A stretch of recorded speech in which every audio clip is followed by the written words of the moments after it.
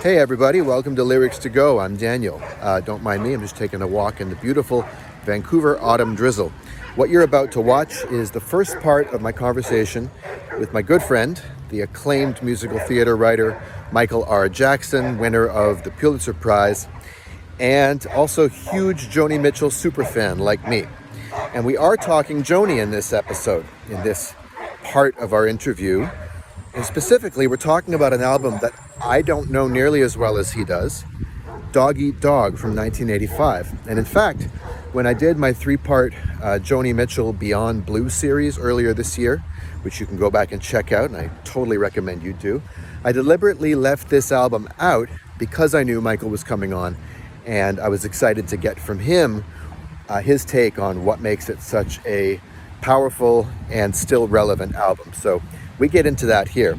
Now, the interview was quite extended. I didn't have time in this regular video to include all of it. There's actually like 15-20 minutes more to the interview than you're going to see here. In that other segment, we get into the song The Three Great Stimulants from the album, which is probably the one I've heard about the most from Michael. It turns out that the title of that song comes from a Friedrich Nietzsche quote. We also get into 1980s politics. Michael gives his hot take on Karen videos. We talk about R. Kelly for a hot minute.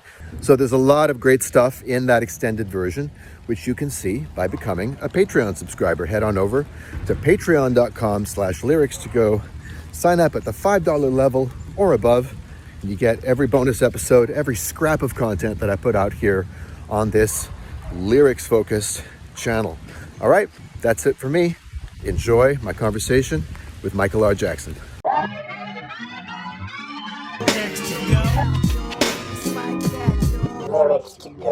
And so I just think that Dog Eat Dog is just a really remarkable album. Not just for like what it's saying for so much of it, but also the sly artistry of it within that time period of, in the music industry and in the world. I think it's like not to be slept on. And having woken up to it, I'm with you on that. I was listening to it last night, and a few songs really stood out, and I thought we could just sort of dive into the lyrics of them. So, Fiction. This is the second song on the album, right? Mm-hmm. Yeah, and it comes after the pop single, the one there was a video for with Michael McDonald, Good Friends. It's a semi-romantic, or friends with benefits, or friends with complications, or friends with intimacy kind of song. It's lovely. I love it. Do you have anything else to say about it? Yeah, it's hard to talk about, but like I think I just tie it back to her talking about wanting to talk about love at a time when people are more invested in hate or whatever. Like to start an album off with like Good Friends, to me, like it feels weirdly like really like the most badass thing she could do in a strange way. It's something I've been thinking a lot about in terms of my own career in writing, is that I'm not going to say who it is, but I approached a really famous songwriter about doing a jukebox musical using his catalog. Mm-hmm. And he's thinking about it. But like the thing I approached him about it with was, I said, the world seems so into like dehumanization right now and like meanness, that like it just feels like weirdly the most subversive thing I could do would be to do a jukebox musical using your catalog, which is like known for its like sunshininess. Bobby Brown.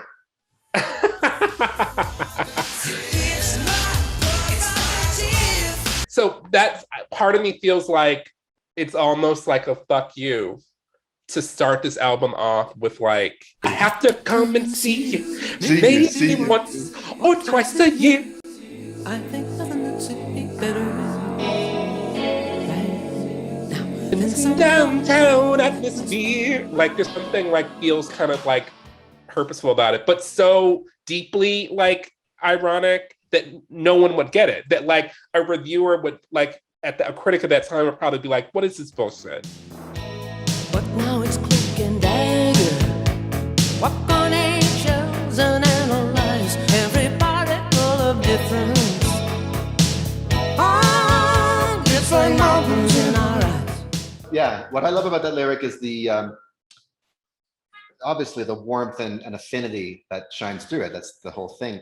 Right. But the details of it, the journey of it is full of fractiousness and disagreement. You know, you say you're unscrupulous. You're unscrupulous. You say you're naive. You say you're unscrupulous. You say you're naive. Secret life, like magic. Good for you. We almost got it there. I feel like I almost nailed the harmony. And he's the one who does the high one. That's one of my favorite things, when the man takes the high part. I just imagine him rolling up to the studio in LA being like, "Oh, Joni, you know, what you got here? Okay, I can do this."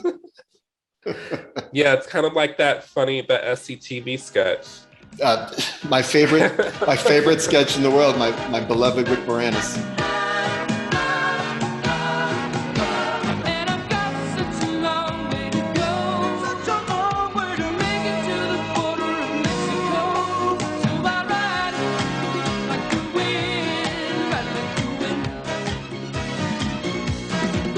Thanks a lot, man. I'll probably need you next week. I'll give you a call. Okay, see ya. Thanks, see ya. And then he rushes off to the next session because he's the only backup singer in LA. He's on everything. So then we get through Good Friends and we get to Fiction, which is sort of the start of the social critique part of the album. I don't know. The options multiply. The choices grow. What should I buy? What should I be? Doctor, lawyer, and your chief. So much comes at you. Too much for me. She has a lot of, Jeremiads about or piss takes about Reaganite culture. But this one feels like the most ecumenical. You know, like when you talked about being, I think you've in a bio I've seen that you call yourself ideologically homeless leftist, right? Politically homeless normie leftist. So like when I listen to this song, like that resonates. It does, yeah. I really thought it was amazing, and I mean, and then she gets into stuff she gets into on the Reoccurring Dream on the next album, like, you know, the world of TV and manufactured desires, right?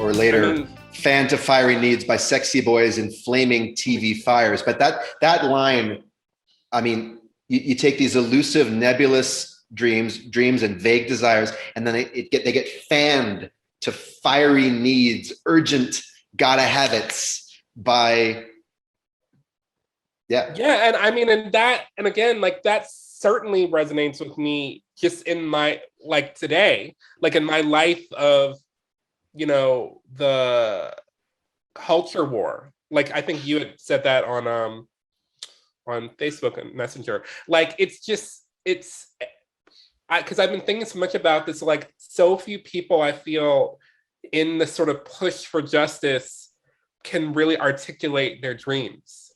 Yeah. It is vague. So much of it is vague. And I wonder if like Joni was sort of sensing that. That's the funny thing is like, I don't really have a sense of what like the push for social justice was in the 80s. All I can see is the like repression. There were causes. Like, there was, as I remember, like my uncle was things like save the whales. Save the whales, save the planet. The ozone layer. Save the ozone and stop the nukes, you know? Right. Things like that. And so... and Ethiopia. And like, Ethiopia, save the children. Save the children. Which, Sally Struthers told like a devastating story about why she stopped doing that. Can you think of a better reason to call CCF right now than the chance to give some child the best birthday gift of all? A life of many, many more birthdays. Which was that apparently she was like really deeply into Save the Children, and then she went to go, like somebody was being held hostage somewhere and she went to try to go help or something, and then they were like, we're gonna kill you. Like, and she just suddenly was like, okay, now they're trying to kill me, and at home people are making fun of me for trying to save the children. What am I doing? And so I'm gonna abandon this altogether, which like is funny in the context of this song, which has nothing to do with her, but like it's just funny. Like when I just read it recently that she was like, I like almost died trying to save the children, while people are like lampooning me and like mocking me and satirizing me on like comedy shows because of my Save the Children commercials, which I'm doing from like a very sincere place. Mm-hmm. And yet, Mm-hmm. and then from that sincere place, I could lose my life. And so like that feels like an interesting way of thinking about the construction of ideas that Joni makes in this song of like, which way do I go? Right, and what's motivating people, and structurally, I mean, on the page, I wouldn't have noticed how great the rhyming is in this song. It's really, really good, you know? Yeah. I can't decide, I'm so confused, I'm being useful here, I'm being used. Yeah. And this line I just think is one of her most genius lines ever. Some line gets drawn. What line is this? Which way to go? Could be a threshold or a precipice. Yeah. And then this refrain, which never fully repeats itself, except fiction, fiction, truth. And then she lists all these different kinds of fiction. And this is where it gets really ecumenical, because she doesn't spare anybody. It's not just like fiction of consumers, whatever. No, let's look at it. Fiction of the boob tubes, fiction of the papers, fiction of the image and the image makers. And I love the way this is set to music too. Fiction of the boob tube, fiction of the papers, fiction of the image and the image makers. That rhythm is so her, right? Yeah. But later it's fiction of an articulation of rage. That's the thing. Like, there's so much rage in it. There's confusion, but there's anger. It's like, yeah, and they're all like, it's a DNA helix, like sort of wrapped up in each other. And the music really, I think, sells that. Absolutely. And listen to this, how even-handed this is. It's like fiction of the left and the right, fiction of every single binary.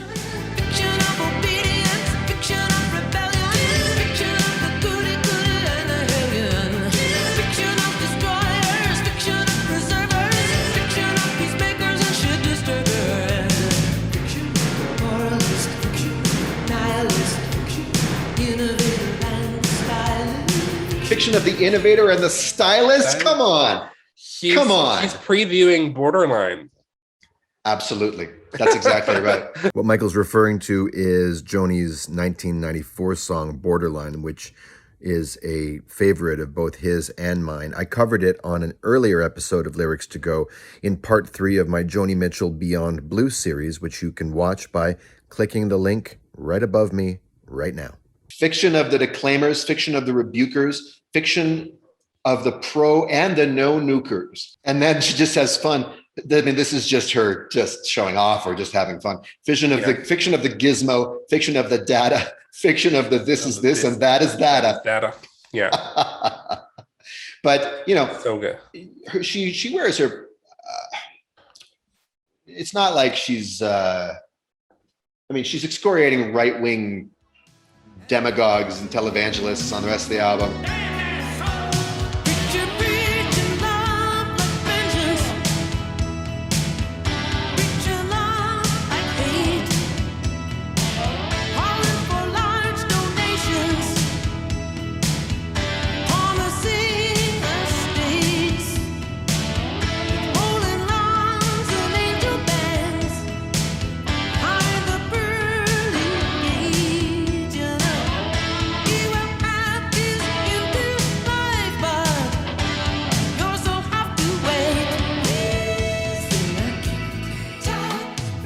but also rock and roll culture, Okay. which she compares to the right-wing demagoguery of like the preachers, which is something I didn't catch for many, many years. I thought that at the end of that song, she pledges fealty to or allegiance to, I'm going to go out with the freaks, the punks and the drag queens. She does, but earlier in the song though, she says like, remember she's that line, we'd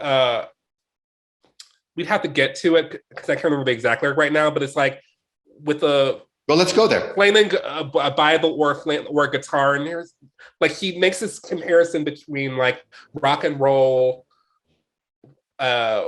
worship culture, male worship culture, and the like, and sort of fiery televangelists, which I think makes sense because she talks so much about how even in the 70s she'd hated that the roll had left rock and roll. And everything became hawk white militant, which she sort of I think alludes to in Tax Free. Well, you're right actually. Pissed off, jacked up. Pissed off, jacked up, screaming to the mic, speaking to the loving cup, stuck like a rooster, march like a man. God's hired hands and the devil bands, packing the same grandstands. God's hired hands and the devil bands. Oh, packing, come let us. No. Packing the same grandstands. Yeah. And then come let us adore me. Adore me. No. Let us come. Oh, come let us adore. ... Me. Yeah. Oh, come let us adore me. Lord, there's danger in this land. You get with chance and wars.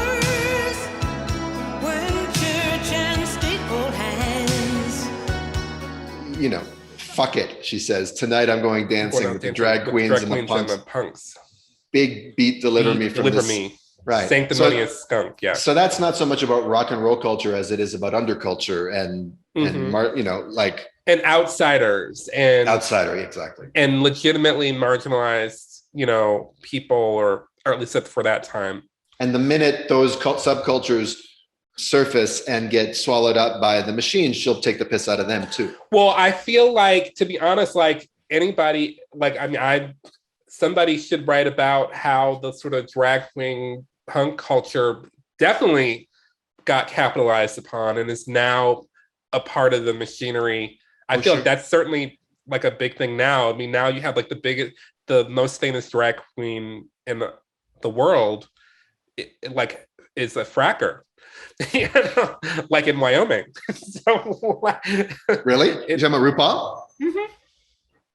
He and his husband are like frackers in Wyoming.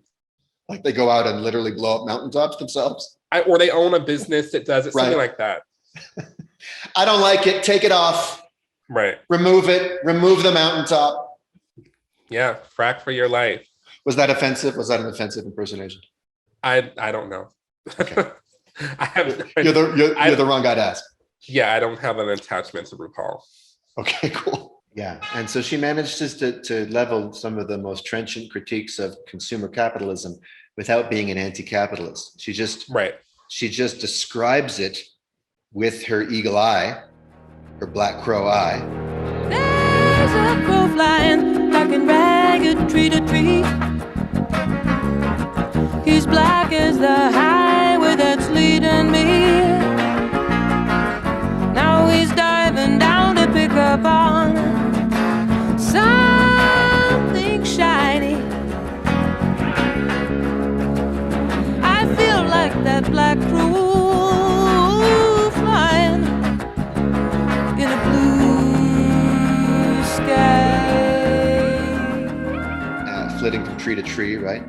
And in so doing, it denormalizes it by accurately depicting them through her lens and makes you see them instead of having to see through their visor, look at the world through it.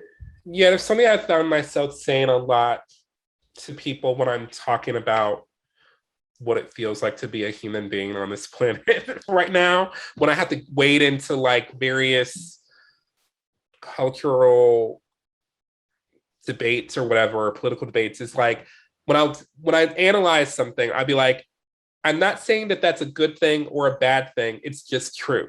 Mm-hmm. And that for me feels like a useful way to think about certain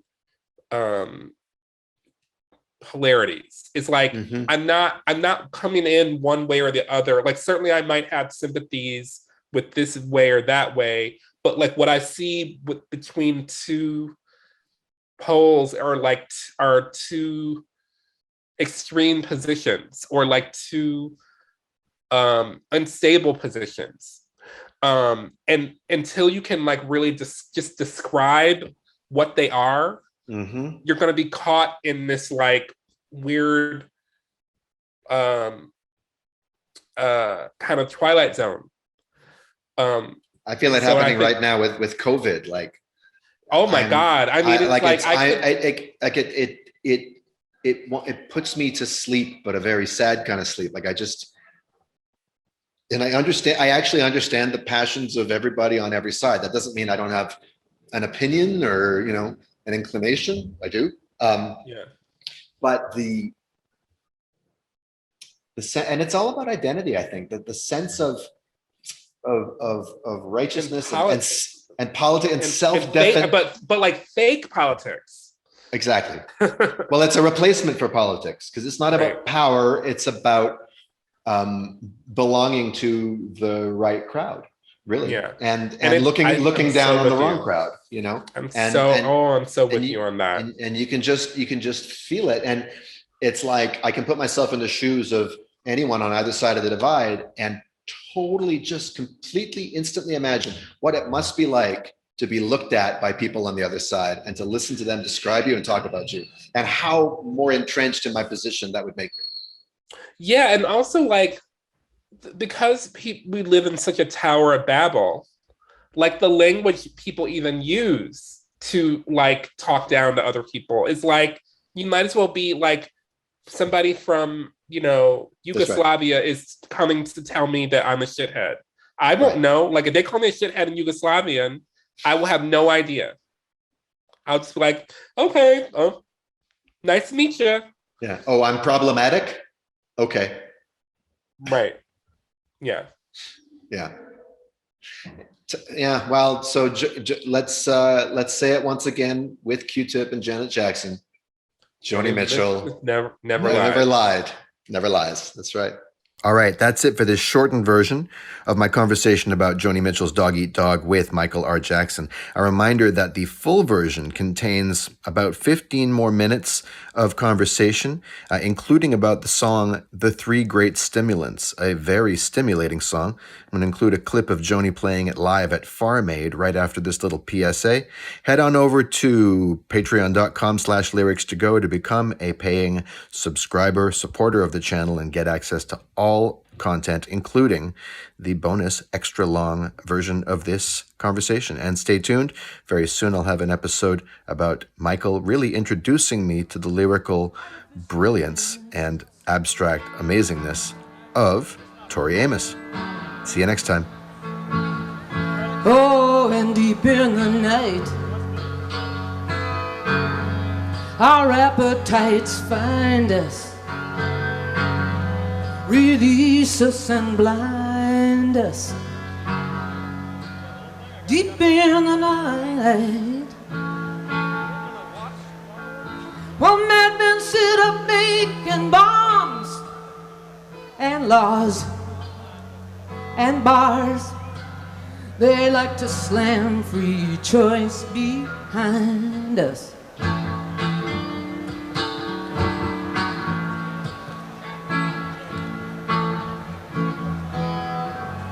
I saw a little lawyer on the tube. He said it's so easy now. Anyone can sue. Anyone can sue. Let me show you how your petty aggravations can profit you. You just call for the three great stimulants of the exhausted ones. Artifice, brutality, and innocence. Artifice and innocence. How can you hear when you talk? Oh, and